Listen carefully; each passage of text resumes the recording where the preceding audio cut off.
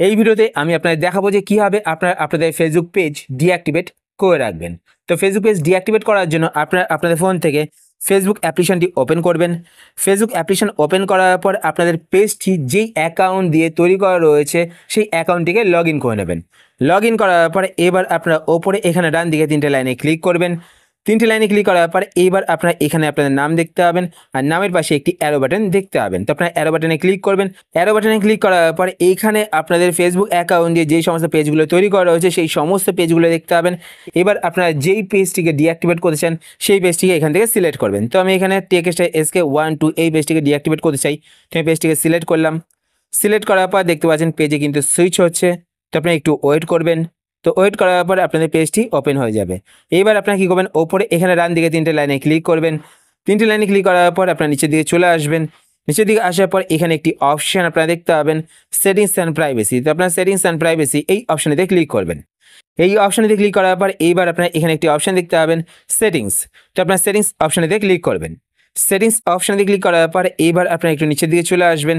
নিচের দিকে আসার পর এখানে একটি অপশান আপনারা দেখতে পাবেন অ্যাক্সেস অ্যান্ড কন্ট্রোল। তো আপনারা অ্যাক্সেস অ্যান্ড কন্ট্রোল এই অপশানেতে ক্লিক করবেন। এই অপশানে ক্লিক করার পর এইবার আপনারা এখানে একটি অপশান দেখতে পাবেন ডিঅ্যাক্টিভেশন অ্যান্ড ডিলিশন। তো আপনারা ডিঅ্যাক্টিভেশন অ্যান্ড ডিলিশন এই অপশানেতে ক্লিক করবেন। এই অপশানেতে ক্লিক করার পর এবার আপনারা প্রথমে এখানে একটি অপশান দেখতে পাবেন ডিঅ্যাক্টিভেট পেজ। তো আপনারা ডিঅ্যাক্টিভেট পেজ এই অপশানটিকে সিলেক্ট করবেন। সিলেক্ট করার পর নিচে এখানে কন্টিনিউ বাটনে ক্লিক করবেন।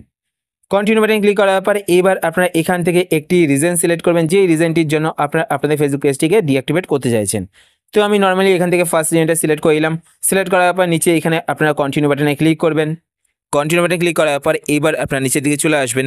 নিচের দিকে আসার পর এখানে দেখতে পাচ্ছেন automatically reactivate my account in. তো এটা দেখতে পাচ্ছেন 7 ডেজ সিলেক্ট করা রয়েছে। যদি আপনারা 7 ডেজ সিলেক্ট করে আপনাদের ফেসবুক পেজটিকে ডিঅ্যাক্টিভেট করেন তাহলে 7 ডেজ পর কিন্তু অটোমেটিক্যালি আপনাদের ফেসবুক পেজটি আবার অ্যাক্টিভেট হয়ে যাবে। এবার যদি আপনারা না চান যে আপনাদের ফেসবুক পেজটি অটোমেটিক্যালি অ্যাক্টিভেট হোক তাহলে আপনারা কী করবেন, এখানে 7 ডেজে ক্লিক করবেন। ক্লিক করার পর এইবার আপনারা এখানে একটি অপশান দেখতে পাবেন ডোন্ট রিঅ্যাক্টিভেট অটোমেটিক্যালি। তো আপনারা এই অপশানটি সিলেক্ট করবেন। সিলেক্ট করার পর আপনারা কন্টিনিউ বাটনে ক্লিক করবেন। কন্টিনিউ বাটনে ক্লিক করার পর এইবার আপনারা আবার এখানে কন্টিনিউ বাটনে ক্লিক করবেন। কন্টিনিউ বাটনে ক্লিক করার পর এইবার আপনারা এখানে দেখতে পাচ্ছেন ডিঅ্যাক্টিভেট পেজ। তো আপনারা ডিঅ্যাক্টিভেট পেজে ক্লিক করবেন। ডিঅ্যাক্টিভেট পেজে ক্লিক করলে কিন্তু আপনাদের ফেসবুক পেজটি ডিঅ্যাক্টিভেট হয়ে যাবে। তো এইভাবে কিন্তু আপনারা আপনাদের ফেসবুক পেজটিকে ডিঅ্যাক্টিভেট করতে পারেন। আশা করছি আজকে ভিডিও আপনাদের হেল্পফুল হয়েছে।